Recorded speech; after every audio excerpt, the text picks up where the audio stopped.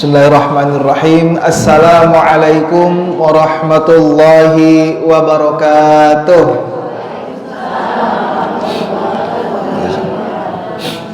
Alhamdulillahirabbil alamin wa bihi nasta'inuhu ala umurid dunya waddin. Wassalatu wassalamu ala asyrafil anbiya'i wal mursalin wa ala alihi wa ashabihi ajma'in, amma ba'd. Allahumma salli ala sayyidina Muhammad wa ala ali sayyidina Muhammad kama sallaita ala sayyidina Ibrahim wa ala ali sayyidina Ibrahim innaka antal hamidum majid. Allahumma la sahla illa ma ja'altahu sahla wa anta taj'alul hazna idza syi'ta sahla. Allahumma inna nas'aluka hubbaka wa hubba man ahabbak wa hubba amalin yuqarribuna ila hubbika bi rahmatika ya arhamar rahimin. Amin amin ya rabbal alamin. Alhamdulillah, kita semuanya dimudahkan oleh Allah Subhanahu wa taala untuk datang talabul ilmi, saling sharing ilmu. Mudah-mudahan kita semuanya, amal ibadah kita semuanya diterima oleh Allah Subhanahu wa taala, dan mudah-mudahan dengan amalan ini bisa menurunkan rahmat Allah Subhanahu wa taala. Alhamdulillah juga Allah ringankan kita semuanya, walaupun mungkin banyak kesibukan, banyak masalah, banyak tanggung jawab, akan tetapi masih bisa menyempatkan. Mudah-mudahan Allah Subhanahu wa taala ini hakikatnya memilih kita semuanya agar kita mudah-mudahan wafat dalam husnul khatimah. Tidak ada yang lagi kita harapkan kecuali wafat dalam husnul khatimah.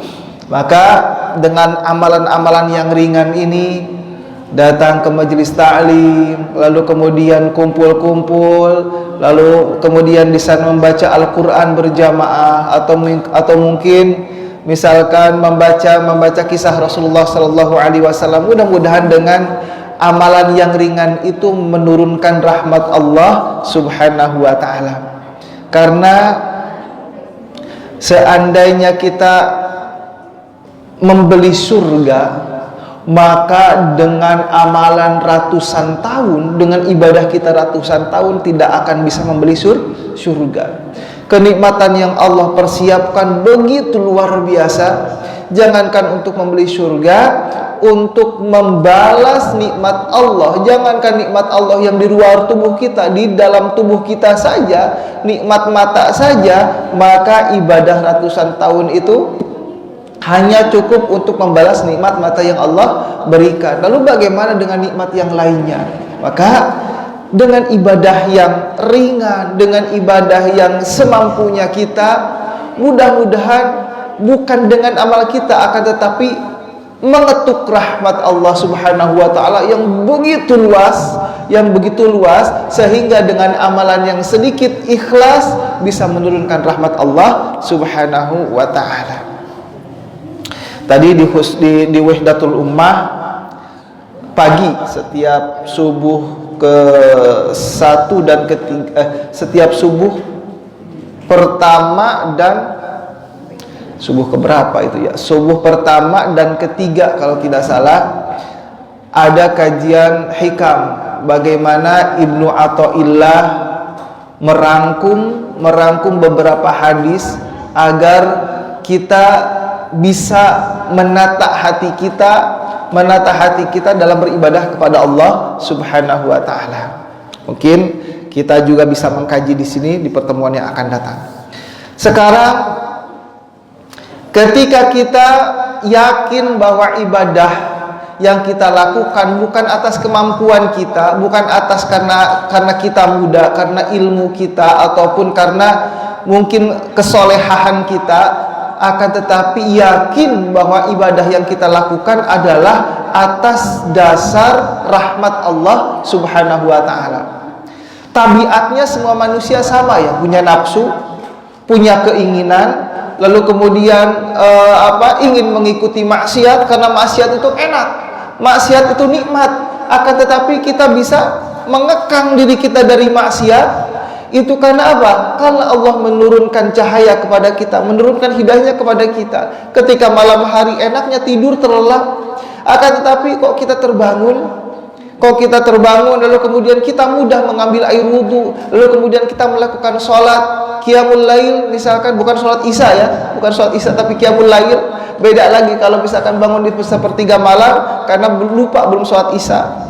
Nah, qiyamul lail di sepertiga malam, lalu kemudian kita bermunajat kepada Allah Subhanahu wa taala, yang hakikatnya semua manusia itu sama. Semua manusia itu sama, inginnya tertidur ketika di malam hari, semuanya sama. Akan tetapi dibangunkan sebagian orang pilihan Allah Subhanahu wa taala karena Allah yang menurunkan cahaya hidayah ke dalam dirinya.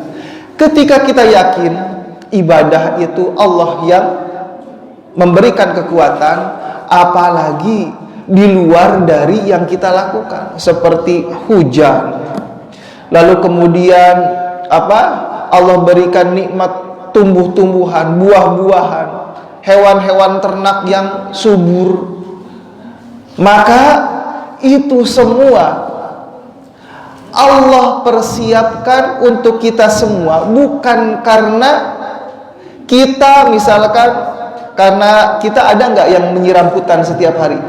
Ibu sanggup nggak nyiramin hutan setiap hari biar hutan itu subur? Sanggup? Jangankan hutan, pohon di depan rumah aja kering ya Bu ya. Aduh, awalnya semangat beli pot, lalu kemudian dihias rumah, seminggu udah malas lagi nyiram pohon sampai kering gitu. Jangankan hutan, pohon di depan rumah aja kita tidak sanggup untuk rutin terus menyiram pohon tersebut, menjaga pohon tersebut. Ini hutan belantara, belum lagi ikan-ikan di lautan.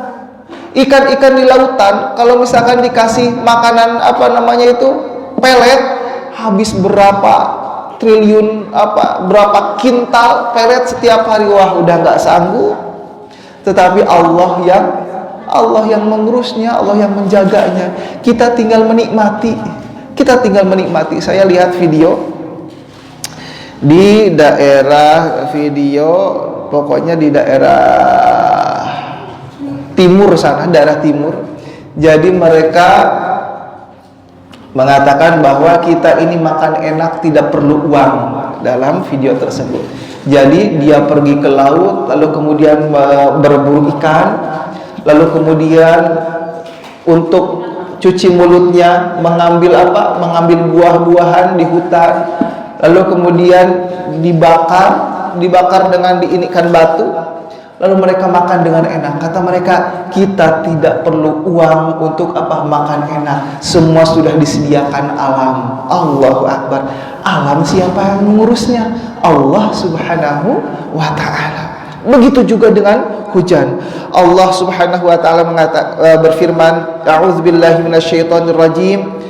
Awalam yaral ladzina kafaru annas samawati wal ardh kanata ratqan fafataqnahuma waja'alna minal ma'i kulli syai'in hayyin afala yu'minun. Wahai orang-orang yang tidak beriman kepada Allah Subhanahu wa ta'ala, sesungguhnya langit dan bumi keduanya itu dahulunya adalah sesuatu yang padu. Langit dan bumi itu dahulunya atas satu kesatuan, bersatu. Lalu kemudian kami pisahkan keduanya, dan dari air kami jadikan segala sesuatu yang hidup, segala sesuatu menjadi hidup. Maka mengapakah mereka tidak beriman kepada Allah Subhanahu wa ta'ala? Ini sesuai dengan apa yang dikatakan para ilmuwan. Teori apa? Teori Big Bang, letusan yang sangat dahsyat miliaran tahun sebelum terciptanya bumi. Bumi ini kata ilmuwan asalnya adalah satu kesatuan yang berputar begitu kencang. Saking kencangnya putaran tersebut menghasilkan panas yang begitu dahsyat, sehingga semakin lama panas yang dahsyat akhirnya pecah, meletus, sehingga terjadi potongan-potongan dari segumpal atom tersebut menjadi planet-planet yang ada di muka bumi pada masa sekarang.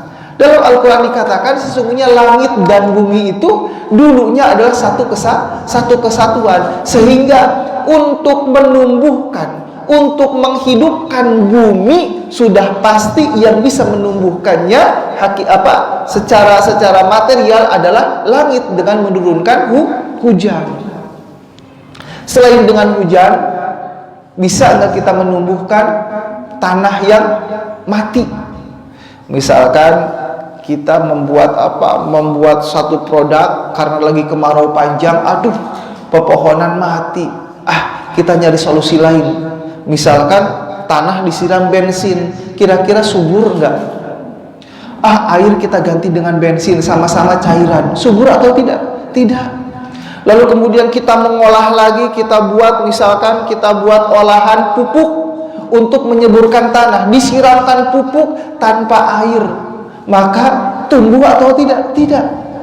Mampukah kita membuat air? Tidak mampu.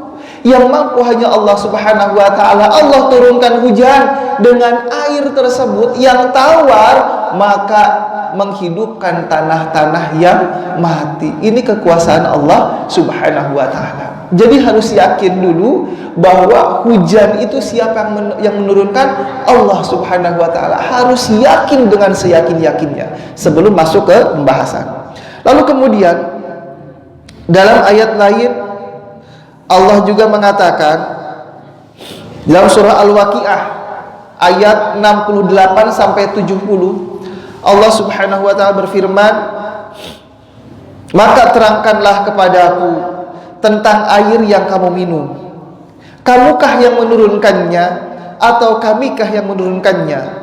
Kalau kami kehendaki, niscaya kami jadikan dia asin, maka mengapakah kamu tidak bersyukur kepada Allah Subhanahu wa ta'ala?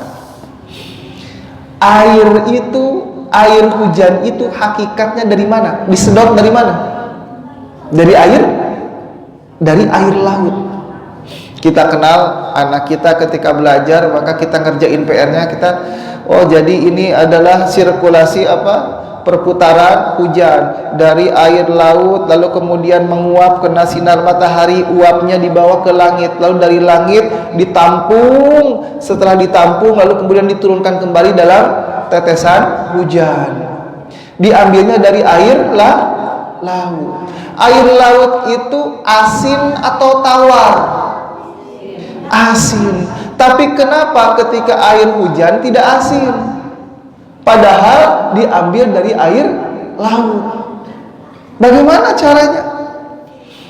Apakah kita bisa memisahkan asinnya air laut itu menjadi tawar ketika turun hujan?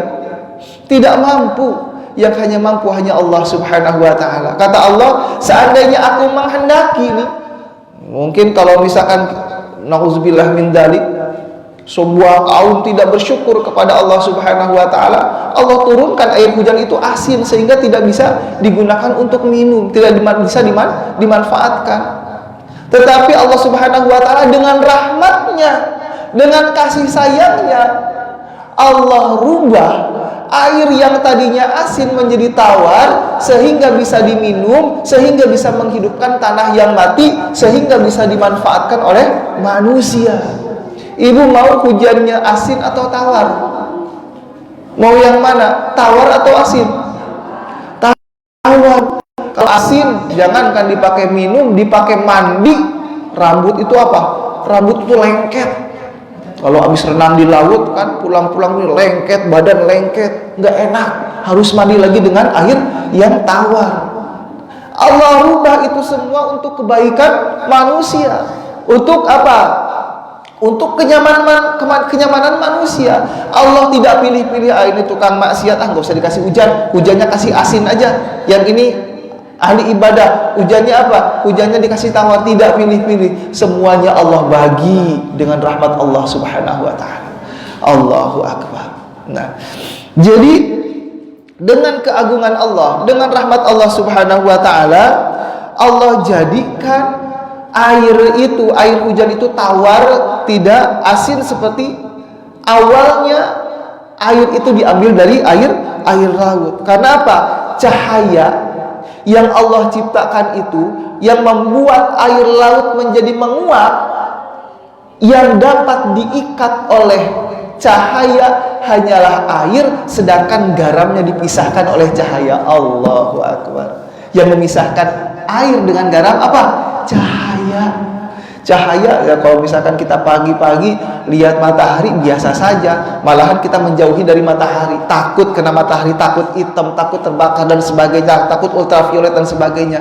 Padahal cahaya itu hidup, mampu memisahkan air dengan garam. Cahaya itu hidup.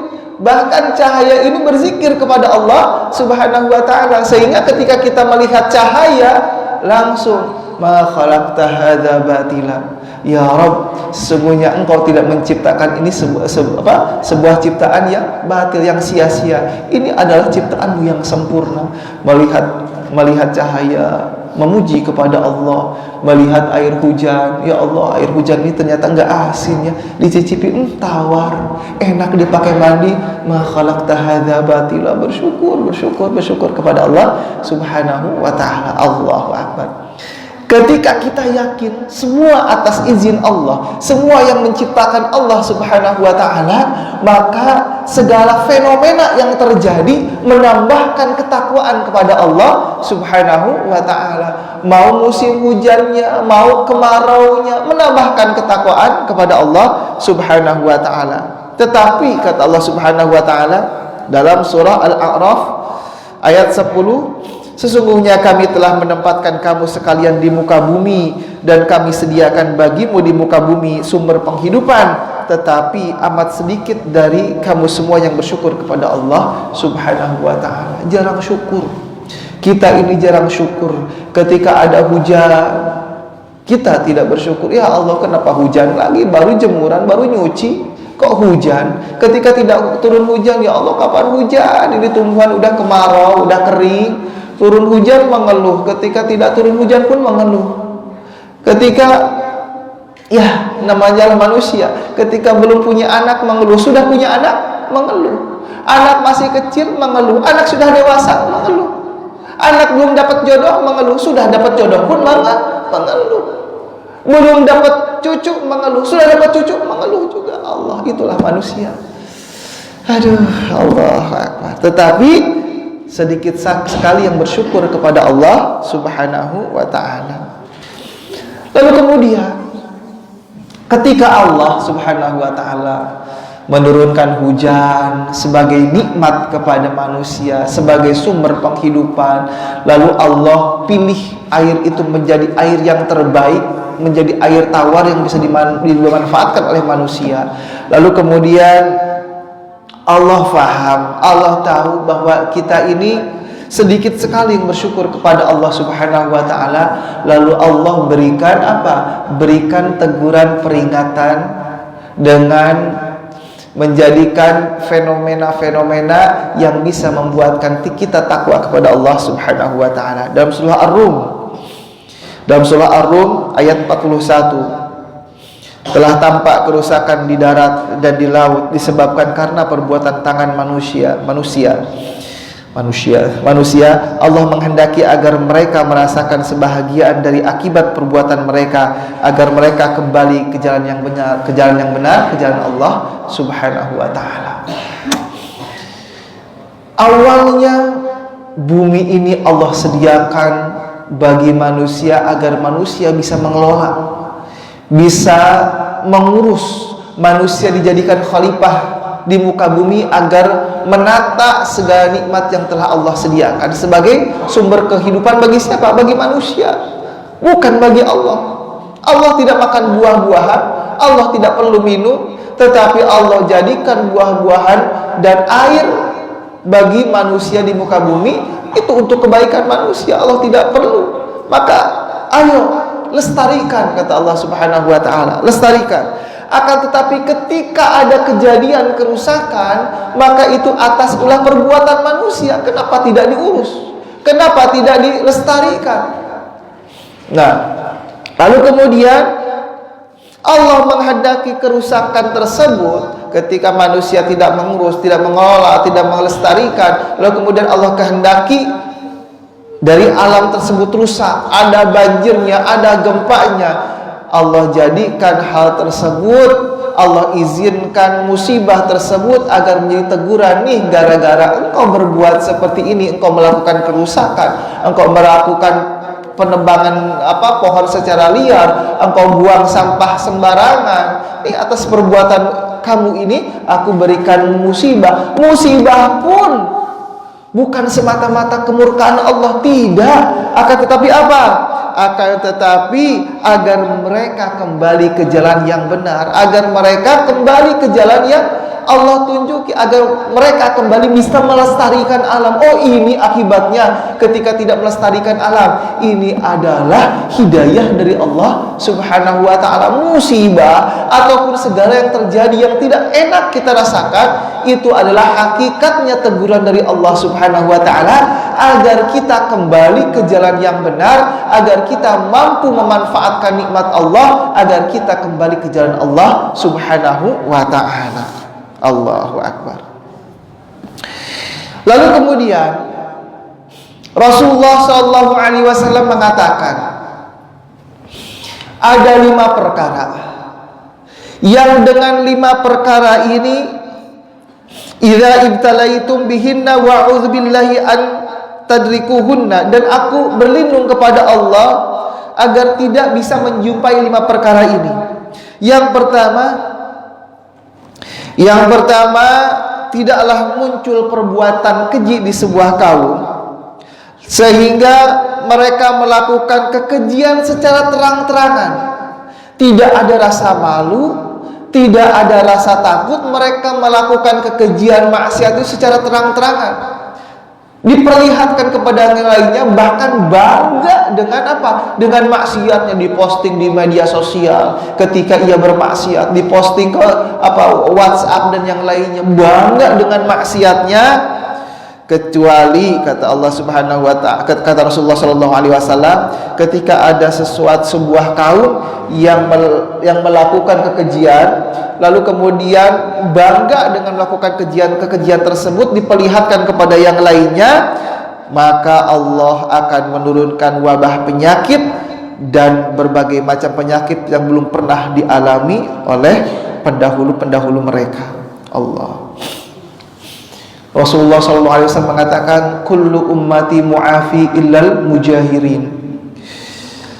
Semua umat, kata Rasulullah SAW, itu akan diampuni oleh Allah Subhanahu wa ta'ala, illal mujahirin, kecuali orang-orang yang menampakkan dosa, yang bangga dengan dosanya, tidak ada rasa takut kepada Allah, bahkan dia bangga, bahkan dosanya menjadi lahan untuk mencari uang, wal'iyadzubillah. Maka dosa ini yang tidak diampuni oleh Allah Subhanahu wa ta'ala. Kan sekarang sudah menjadi hal biasa, ingin viral dengan menampakkan dosa, ingin viral dengan memperlihatkan akhlak yang tidak baik, memakan daging babi, membuka pakaian, membuka aurat biar viral, biar terkenal. Sudah menjadi lahan untuk mencari penghidupan, bangga dengan maksiat, tidak ada rasa malu. Maka ini hati-hati ketika sebuah kaum sudah terjangkit penyakit ini, kekejian, diumbar-umbar, tidak ada rasa malu dan takut kepada Allah, maka Allah akan turunkan wabah penyakit yang tidak pernah ada sebelumnya. Susah ngobatinnya, ini penyakit aneh, dulu nggak ada, sekarang ada. Karena introspeksi kepada diri kita, oh jangan-jangan kita lupa untuk menasehati sahabat kita, saudara kita dalam mengumbar-umbar kemaksiatan kepada Allah Subhanahu wa ta'ala. Bahkan Rasulullah sallallahu alaihi wasallam juga memperingatkan umatnya agar selalu ketika ia bermaksiat, sembunyikan maksiatnya, lalu minta ampun kepada Allah Subhanahu wa ta'ala. Enggak usah diumbar-umbar. Dulu ada yang datang, ya Rasulullah, aku telah berzina. Lalu kata Rasulullah, paling kamu cuma ketemuan saja. Enggak ditanggapi oleh Rasulullah. Ya Rasulullah, aku telah berzina. Enggak ditanggapi oleh Rasulullah. Ini apa? Kenapa Rasulullah SAW ketika ada yang melaporkan bahwa dirinya telah berzina tidak menanggapi sebanyak 3 kali? Para ulama mengatakan ketika Rasulullah memberikan memberikan cuek terhadap laporan tersebut, ini menggambarkan ayo nggak usah lapor, sudah taubat saja kepada Allah. Ketika orang lain tidak melihat kemaksiatanmu, nggak usah diumbar-umbar, langsung saja taubat kepada Allah Subhanahu wa ta'ala. Sehingga Rasulullah cuek dulu. Ketika 3 kali, ya Rasulullah, saya pengen dirajam ya Rasulullah, saya telah maksiat. Lalu kemudian ini bukti saya maksiat, datang ke Rasulullah dengan perut yang sedang hamil. Kata Rasulullah, jangan dulu sekarang, dirajamnya sampai anak itu lahir. Sudah lahir, datang lagi kepada Rasulullah, ya Rasulullah, anak saya sudah lahir, rajam saya Rasulullah. Kata Rasulullah, tunggu dulu, selesaikan ia menyusu sampai selesai. Allahu Akbar. Islam itu tidak menginginkan seseorang itu diumbar-umbar aibnya. Ketika kita bermaksiat, sudah, kita langsung saja bermunajat kepada Allah, meminta ampun kepada Allah Subhanahu wa ta'ala. Enggak usah diumbar-umbar kepada yang lainnya. Lalu kemudian, ini yang pertama, ketika ada satu kaum mengumbar-umbar kekejian, terbiasa dengan kekejian, bangga dengan kekejian, maka Allah akan turunkan penyakit yang belum pernah ada sebelumnya. Yang kedua, tidaklah sebuah kaum melanggar ukuran dan timbangan kecuali Allah akan menimpakan kepada mereka kemarau dan kelaparan yang tidak pernah dialami oleh nenek moyang mereka. Jadi ketika seseorang berbuat curang dalam berbisnisnya, bermuamalahnya, bahkan 2 bulan kemarin kalau tidak salah, saya melihat iklan di Facebook. Iklan kan sekarang sudah ramai, baju ditarik-tarik. Bajunya cakep banget, bisa ditarik. Lalu kemudian kembali ke bentuk semula. Ketika disemprot air itu tidak tembus. Keren banget kata saya. 100.000 dapat 3. Saya langsung pesen. Lalu kemudian bayarnya COD lagi. Lalu kemudian setelah datang, loh, kok beda dengan saya yang pesan. Saya pesan pakaian yang warnanya pun beda, ukurannya pun beda. Ketika yang datang, ya Allah, ini mah cukup di anak saya. Ternyata penjualan yang seperti itu banyaknya luar biasa. Bukan hanya pakaian, kerudung wanitanya, lalu kemudian alat-alat kecantikan wanitanya, sudah marak perdagangan yang tidak jujur yang terjadi di negara ini sekarang. Allahu Akbar. Maka ketika sudah terbiasa melanggar ukuran dan takaran, tidak sesuainya yang kita tawarkan dengan yang kita beri dalam transaksi jual beli, itu terbiasa dilakukan, maka Allah akan turunkan kemarau dan kelaparan yang belum pernah terjadi sebelumnya. Allah. Lalu selanjutnya Rasulullah Shallallahu Alaihi Wasallam pun memperingatkan agar kita tidak bermain-main dalam masalah ukuran, dalam masalah timbangan, dalam masalah perdagangan. Bahkan Rasulullah pun menjamin seseorang yang berbuat adil dalam timbangannya dengan jaminan surga. Bahkan orang yang di pasar, di tempat setan, pasar kan dikatakan tempat setan, tetapi ada orang yang mendapatkan limpahan pahala di tempat setan tersebut. Ketika ketika orang yang berdagang dengan adil. Allahu Akbar. Maka ibu-ibu ini yakin di banyak dagangannya nih, ada yang jual pakaiannya, ada yang jual madunya, ada yang jual juga misalkan peralatan-peralatan yang lainnya. Ya. Itu adalah ketika kita mampu jujur, ketika kita mampu menyesuaikan apa yang kita jual dengan apa yang kita tawarkan, yang kita pajang, maka ini adalah ladang amal bagi kita ketika kita mampu berdagang dengan cara jujur. Lalu kemudian Allah Subhanahu wa taala berfirman, wailul lil mutaffifin alladzina idza iktalu 'alan nasi yastawfun wa idza kaluhum aw wazanuhum yukhsirun. Dalam surah Al-Mutaffifin ayat 1 sampai 3. Celakalah bagi orang-orang yang berbuat curang dalam menakar dan menimbang, yaitu orang-orang yang apabila menerima takaran dari orang lain mereka meminta dicukupkan, dan apabila mereka menakar atau menimbang untuk orang lain mereka mengurangi timbangan tersebut. Berbuat curang bukan hanya dalam timbangan, dalam barangnya pun maka kita tidak boleh curang. Sehingga Imam Syafi'i mensyaratkan ketika jual beli itu harus ada pertemuan. Lah, kalau sekarang kan tidak bisa bertemu dengan sistem online, apakah tidak sah jual belinya? Sah. Kata Imam Abu Hanifah. Abu Hanifah ini ahli bisnis. Ia berfatwa ketika seorang jual beli yang terpenting adalah bitaradi, saling ridho. Saling ridho.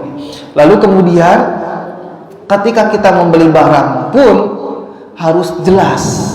Harus jelas orang yang kita beli ini adalah orang yang apa? Orang yang amanah, orang yang jujur. Kita jangan memberikan apa? Jangan memberikan sarana bagi orang-orang yang tidak jujur agar mereka bisa apa? Bisa memperbanyak apa? Tipuannya, memperluas tipuannya sehingga menjadi apa? Menjadi kita memberikan sarana untuk mereka. Kita pun harus berbuat bijak ketika berbelanja online. Kita lihat dulu, oh iya ini bintangnya 5, itu ibadah. Mencari bintang 5, oh iya ini komen-komennya bagus. Ini dalam rangka sarana agar kita memakmurkan orang yang berbuat jujur, orang yang berjualan secara jujur. Kita jauhi dulu apa? Orang yang jualannya itu tidak bintangnya nggak ada, lo kemudian stoknya kita lihat pun cuman misalkan 1, 2, 3, dilihat komennya jelek-jelek, nggak usah dihirau. Jadi kita fokus mencari bermuamalah dengan orang-orang jujur, karena ketika kita bermuamalah dengan orang-orang jujur itu sarana jihad kita, sarana mendapatkan pahala yang berlimpah di sisi Allah Subhanahu wa ta'ala. Lalu kemudian selain ketika kita apa? Tidak melanggar ukuran, melanggar ukuran akan menurunkan kemarau dan kelaparan. Selain itu juga Allah akan menurunkan syiddatul maunah, sulitnya penghidupan. Ketika banyak transaksi yang curang, maka Allah akan menurunkan syiddatul maunah, sulitnya mencari penghidupan. Wa yakunu dzalika bi ghala'il ma'isyah, dengan barang-barang kebutuhan yang bertambah mahal. Semakin mahal karena banyak apa? Banyak orang-orang yang berbuat curang. Lalu kemudian ayyusallitallahu alaihim al-hakim alladhi yajuru alaihim, juga Allah akan turunkan pemimpin yang congkak, pemimpin yang zalim, alladhi yajuru alaihim, yang berbuat zalim kepada mereka. Nah, ketika kita tidak mengingatkan, sesungguhnya kita ini umat terbaik, khairu ummatin ukhrijat linnas, terbaiknya manusia, dengan syarat kita menjadi umat terbaik dari umat-umat yang lain. Ada syaratnya. Apa syaratnya? Ta'muruna bil ma'ruf wa tanhauna 'anil munkar. Kita memerintahkan kepada ma'ruf, kepada kebaikan, dan melarang kepada kemungkaran. Seandainya kita acuh tak acuh, masa bodoh orang lain, kita pun akan terkena akibatnya. Orang lain berbuat curang, nggak usah dipikirin, nggak usah dinasehati, nggak usah ditegur, biarin aja masing-masing. Yang penting kita nggak tertipu oleh dia. Maka yang terkena dari akibat tersebut bukan hanya orang lain, tapi kita pun akan terbawa kemarau, kita akan terbawa kemarau. Kelaparan, kita pun akan terbawa kelaparan. Sulitnya kehidupan, naiknya barang, kita pun akan sama tertimpa dari kesulitan tersebut. Lalu kemudian yang keberapa? Tadi satu apa? Banyaknya maksiat yang diperlihatkan. Yang kedua, halo? Yang kedua apa? Kenapa? jual beli yang curang. Lalu yang ketiga, oh ya, baru dua ya, berarti sekarang yang ketiga. Yang ketiga adalah menolak zakat.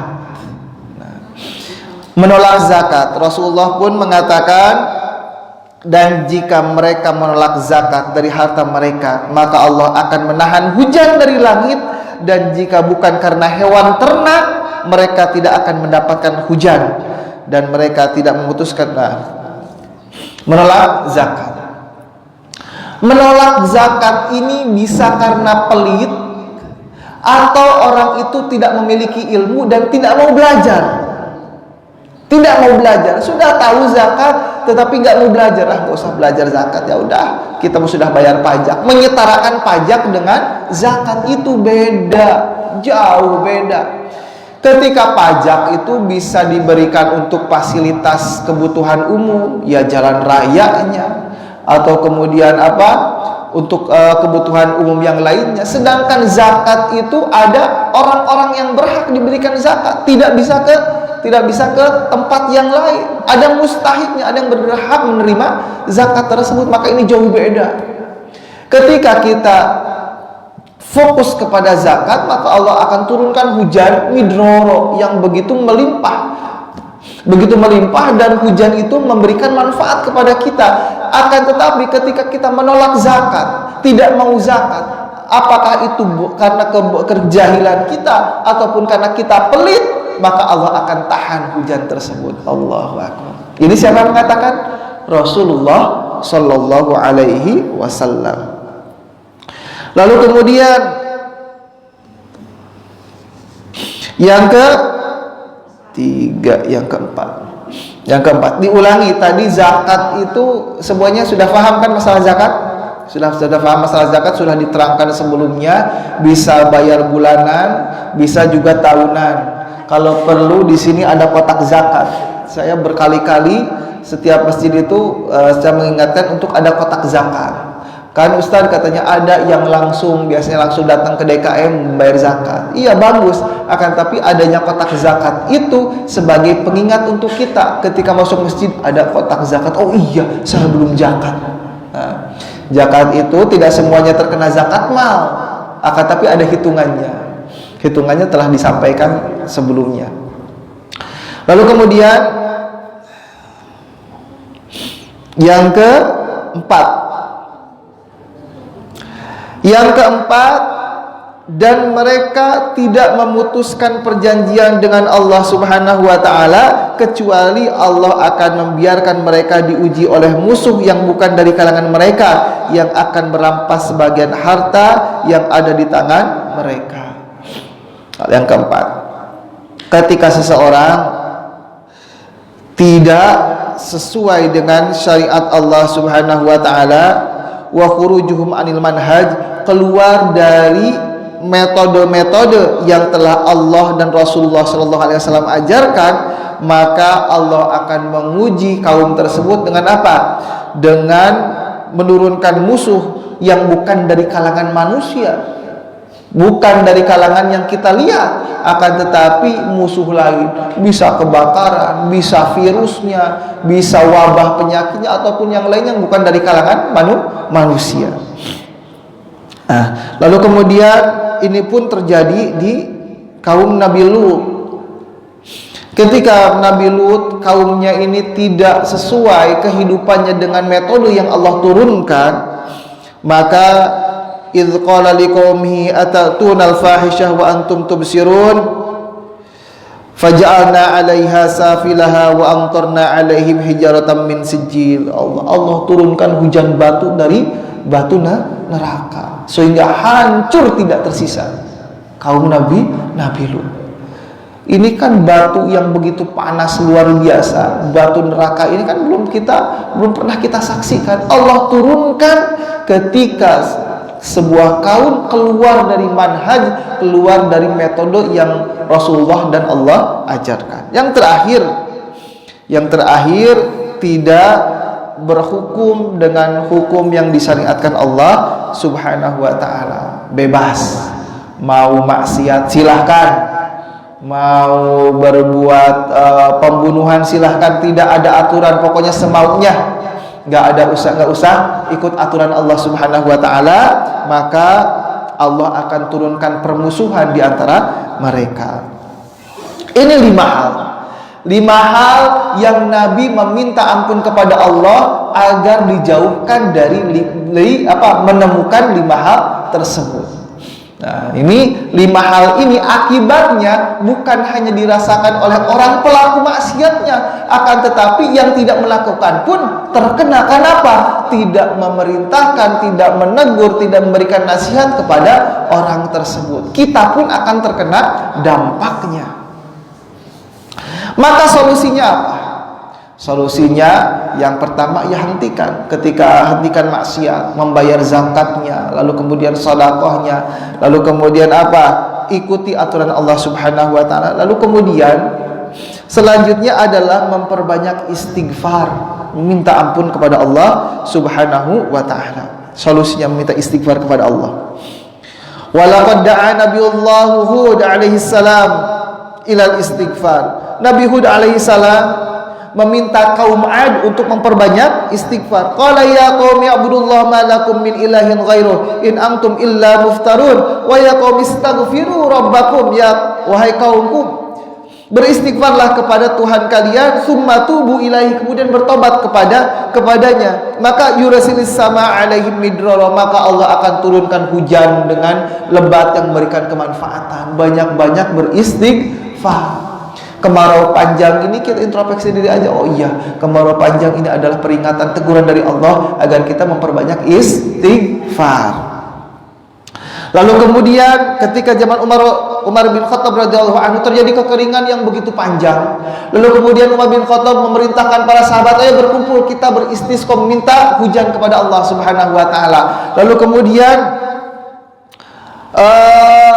para sahabat menasihati Umar bin Khattab radhiyallahu anhu. Umar bin Khattab radhiyallahu anhu pun pernah ditegur oleh para sahabat. Wahai Umar bin Khattab radhiyallahu anhu, sesungguhnya ketika engkau meminta hujan tadi, aku tidak mendengar istighfarmu. Lalu para sahabat mengatakan, istaghfiru rabbakum innahu kana ghaffara yursilis sama alaikum midrara. Maka Umar pun langsung memerintahkan kaumnya, ayo kita memperbanyak istighfar kepada Allah Subhanahu wa taala. Allahu akbar.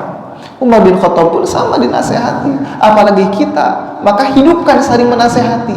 Jangan anti terhadap nasihat. Justru nasihat ini adalah bukti kasih sayang dari saudara kita, dari teman kita. Saling menasehati, saling memberikan motivasi.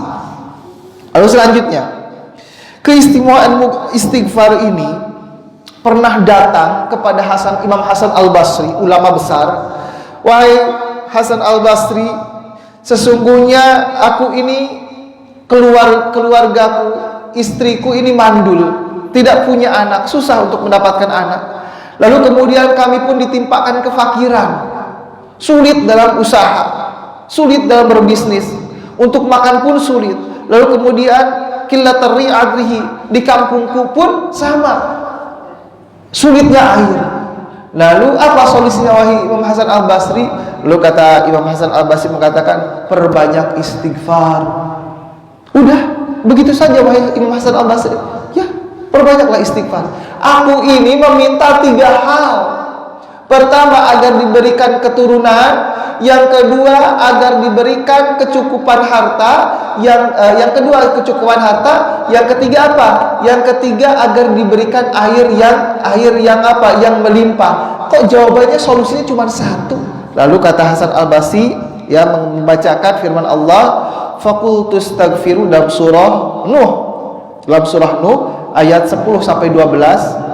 Faqultu astaghfiru rabbakum innahu kana ghaffara yursilis samaa 'alaikum midrara wa yumdidkum bi amwalin wa banina wa yaj'al lakum jannatin wa yaj'al lakum anhara. Maka perbanyaklah istighfar kepada Tuhan kalian, sesungguhnya Tuhan kalian itu Maha Pengampun. Yursilis samaa 'alaikum midrara, Allah turunkan hujan kepada kalian dengan berlimpah, memberikan kemanfaatan. wa yumdidkum bi amwal, Allah akan limpahkan harta, wa bani, dan keturunan, wa yaj'al lakum jannat wa yaj'al lakum anhara, dan Allah jadikan bagi mereka apa? Kebun-kebun yang subur dan sungai-sungai yang melimpah. Allahu akbar. Jadi ingin terhindar dari kefakiran, ingin terhindar dari kekeringan, ingin mendapatkan keturunan yang solih dan solihah, perbanyaklah istighfar. Ini juga terjadi ke tukang roti. Kisah tukang roti sudah tahu di zaman para sahabat? Saya tahu? Nih, begini ceritanya. Ada, kita kenal Imam Ahmad bin Hambal. Kenal Bu Imam Ahmad bin Hambal? Ada 4 imam yang terkenal. 1 Imam Syafi'i, yang kedua Imam Malik, yang ketiga Imam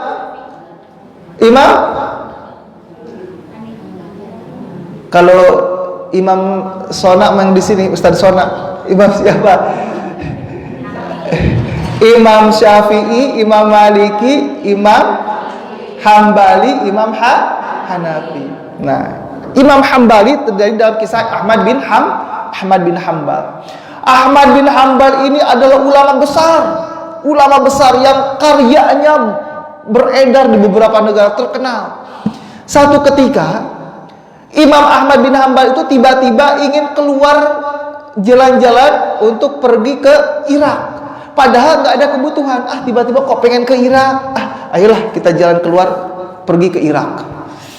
Ketika sudah sampai di Irak, melakukan sholat isya berjamaah di masjid, ia beristirahat, tidur-tiduran di masjid. Tiba-tiba datang penjaga masjid. Wahai fulan, sudah selesai sholat, sesungguhnya kami akan mengunci pintu masjid ini. Imam Ahmad bin Hambal pun, padahal orang-orang terkenal Imam Ahmad bin Hambal, tapi tidak tahu wajahnya, hanya tahu karyanya. Kitab-kitabnya banyak di mana-mana, tapi orang tidak tahu bentuknya seperti apa Imam Ahmad bin Hambal. Lagi tidur-tiduran, tiba-tiba ada Ustaz Sona. Tiba-tiba ketika tiduran, ada penjaga masjid untuk memerintahkan mengeluarkan Imam Ahmad bin Hambal. Keluarlah Imam Ahmad bin Hambal, lalu tiduran di teras masjid. Wahai fulan, jangan di sini, cari tempat lain. Ini sedang disterilkan, dibersihkan. Imam Ahmad bin Hambal pun keluar, lagi jalan. Sedang jalan, ia melihat warung toko kecil penjual roti, sedang bikin adonan roti. Ada bangku beristirahat. Datang Imam Ahmad bin Hambal, lalu kemudian duduk beristirahat di sana. Ngeliatin tukang roti lagi mengadon. Tetapi ada fenomena yang aneh. Ketika dia buat cetakan, memasukkan telurnya beristighfar, memasukkan garamnya beristighfar, lalu kemudian memasukkan bahan-bahan lain istighfar, ngadon istighfar, tubuh kayak langsung beristighfar, astagfirullah sambil ngadon. Lalu Ahmad bin Hambal dilihat, setelah itu bertanya, dari kapan wahai fulan engkau melakukan istighfar? Kata orang tersebut, tukang roti, aku telah melakukan ini selama 30 tahun. Lalu kata Ahmad bin Hambal, dari 30 tahun ini membaca istighfar, apa yang kau dapatkan? Kata orang tersebut, seluruh yang aku minta telah Allah berikan kepada saya, kecuali 1. Seluruhnya Allah berikan? Ya, telah Allah berikan kecuali 1. Wah, ada yang belum diberikan. Apa yang belum Allah karuniakan kepadamu? Dari dulu saya membaca karyanya Ahmad bin Hambal, akan tetapi saya belum pernah bertemu, ingin sekali bertemu dengan Ahmad bin Hambal. Kata Imam Ahmad bin Hambal, Allahu Akbar. Ini gara-gara orang ini nggak marah, maksudnya Allahu Akbar, bertakbir kepada Allah Subhanahu wa taala. Oh, gara-gara ini saya tiba-tiba ingin pergi ke Irak, tiba-tiba saya diusir dari masjid, tiba-tiba saya datang menemui tempatmu. Sesungguhnya aku ini adalah Ahmad bin Hambal. Tukang roti langsung diam, langsung bertakbir, Allahu Akbar. Dipeluknya Ahmad bin Hambal. Sudah sempurnalah semua keinginan yang ia inginkan dengan memperbanyak istighfar. Astagfirullah. Oh, cepat banget nih, 5:30. Lalu kemudian singkat, yang kedua, sertai istighfar tersebut dengan pengakuan diri, dengan bertafakur. Jangan istighfar tapi hati lalai. Apa yang kita ampunkan, apa yang kita yang meminta ampun kita itu apa? Apakah kita lalai dalam mendidik anak? Apakah kita lalai dalam berbakti kepada suami? Apakah kita lalai dalam menghidupkan Al-Quran? Apakah kita lalai dalam thalabul ilmi? Introspeksi diri. Nah, jadi selain memperbanyak istighfar, sertai dengan pengakuan diri bahwa kita ini ahli maksiat, banyak kelalaian, maka kita meminta ampun kepada Allah Subhanahu wa taala. Jangan beristighfar tapi dengan gaya yang congkak, begini astagfirullah, astagfirullah, astagfirullah. Ketika orang lain melukainya atau misalkan nyenggol, lagi istighfar, lagi zikir, nyenggol-nyenggol. Nah, tetapi disertai dengan apa? Kerengkuhan. Disertai dengan pengakuan diri bahwa kita ini kecil di hadapan Allah Subhanahu wa taala, sambil merunduk, sambil memperbanyak istighfar. Jangan disertai keangkuhan. Kalau sekarang bukan di sini, mungkin terjadi di tempat lain, kemana-mana bawa tasbih istighfar, astagfirullah. Ketika ditegur, siapa kamu? Sudah belajar di mana? Dapat dari mana? Dalilnya mana? Nah, tetapi apa? Istighfar ini menjadikan kelembutan di dalam hati seseorang. Sertai dengan kelembutan hati. Ketika dinasihati, oh iya, didengarkan nasihatnya. Ketika ada orang menegur, dengarkan tegurannya. Ketika ada orang yang mengajak kebaikan, ikuti kebaikannya. Sertai istighfar ini dengan kerendahan hati. Satu lagi terakhir, hadis Rasulullah SAW.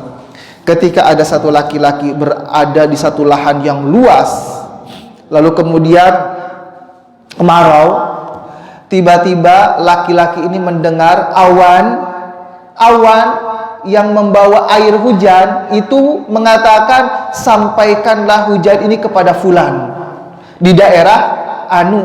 Terdengar oleh seseorang tersebut, kok ada suara ini?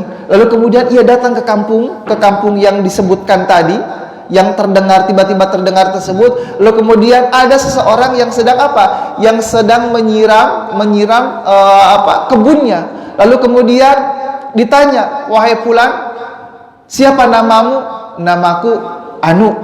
Bukan Anu ya, maksudnya namaku fulan gitu. Lalu kemudian sesuai apa yang tadi dengar aku bisik, sampaikan air ini ke si fulan, namanya sesuai. Lalu kemudian kampungnya pun sesuai. Lalu kemudian diturunkan hujan di sana. Lalu kata orang tersebut, amalan apa yang kau lakukan sehingga langit pun, awan pun mengikutimu untuk menurunkan hujan? Kata orang tersebut, sesungguhnya hasil dari perkebunanku ini aku bagi 3. 1/3 aku pergunakan untuk keluarga. 1/3 lagi aku pergunakan Aku pergunakan untuk berinfak fisabilillah. Lalu kemudian yang 1/3-nya lagi aku kembalikan untuk mengolah kebunku ini. 1/3 untuk keluarga, 1/3 untuk dijadikan sedekah, dan 1/3 untuk biaya mengolah kebun tersebut. Jadi memperbanyak sedekah.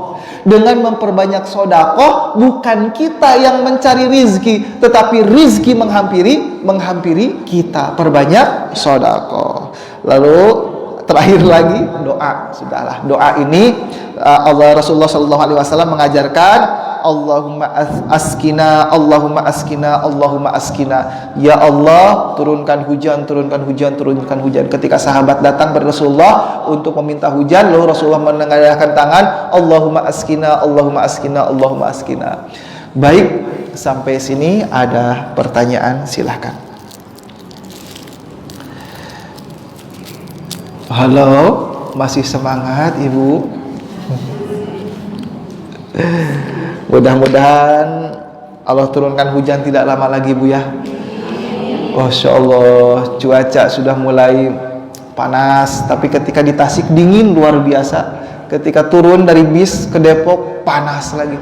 Ya Allah, Masya Allah, ma khalaqta hadza batila. Ini tidak batil, akan tetapi apa? Peringatan untuk kita agar kita memperbanyak istighfar kepada Allah Subhanahu wa taala. Tidak ada pertanyaan? Nah, zakatnya siap dilakukan zakatnya, jangan sampai lupa. Berapa gram hitungan zakat? Nisabnya berapa? Berapa gram? Batas kewajiban dalam 1 tahun ketika sudah mencapai sekian gram itu harus mengeluarkan zakat. Berapa gram? Kayaknya harus ada ujian ya, ujian pengajian. Wah, seru kayaknya ini. Masya Allah, akhir semester, akhir ada ujian. Berapa gram nisabnya zakat? Nah, gitu. Berapa?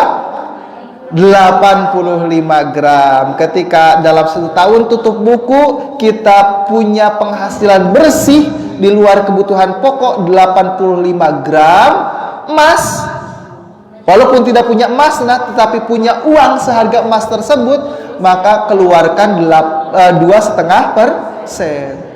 Kalau mau bulanan bagaimana? Bagi saja 85 gram itu dibagi 12. Bagi 12, lalu kemudian kita pisahkan kebutuhan pokok. Jangan dihitung kebutuhan pokok. Kalau jangankan buat nabung Ustaz, buat kebutuhan pokok aja masih cukup, masih berkecukupan, hanya cukup saja, belum bisa menabung.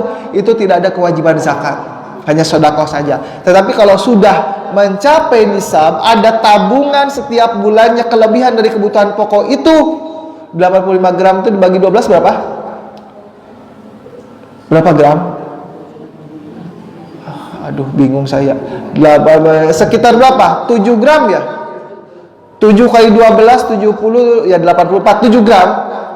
Ada tabungan untuk membeli setiap bulannya 7 gram emas di luar kebutuhan pokok, keluarkan 2,5%. Gampang. Alhamdulillah, tidak ada pertanyaan. Jazakumullah khair ala husni istimaikum, lakum minni al-hubbu wa du'a. Assalamualaikum warahmatullahi wabarakatuh.